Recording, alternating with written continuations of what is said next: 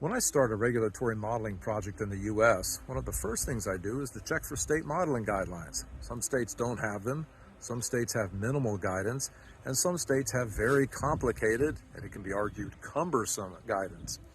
Technically, every state follows EPA's Appendix W guidance and uses approved models like AirMod. But air modeling can vary tremendously from state to state with extremely detailed modeling frameworks governed by things like formal modeling manuals, approved meteorological data sets, predefined receptor methodologies, and procedures unique to their own state, often dealing with air toxics. Honestly, a few states stand out to me as being especially involved and prescriptive. Texas is probably the clearest example. The TCEQ has one of the most structured and technically rigorous modeling programs in the country.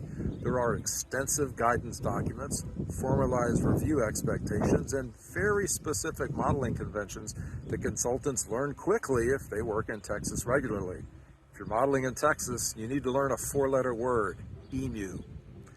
Other states with mature and technically involved guidance include Florida, California, New Jersey, North Carolina, Alabama, and Louisiana, just to name a few.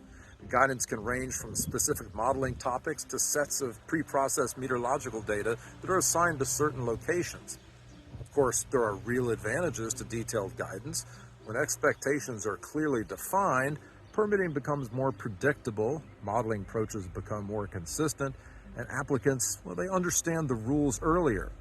While it can be sometimes beneficial to have the flexibility of not having clear-cut guidance to follow, the challenge there is that flexibility can also create inconsistency.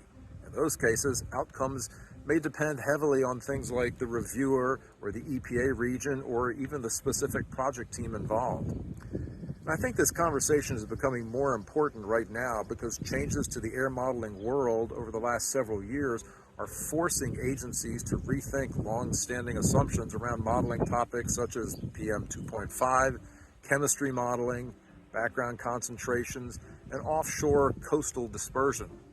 For consultants and permit applicants, modeling success increasingly depends not just on technical modeling expertise, but on understanding the culture and expectations of individual state agencies.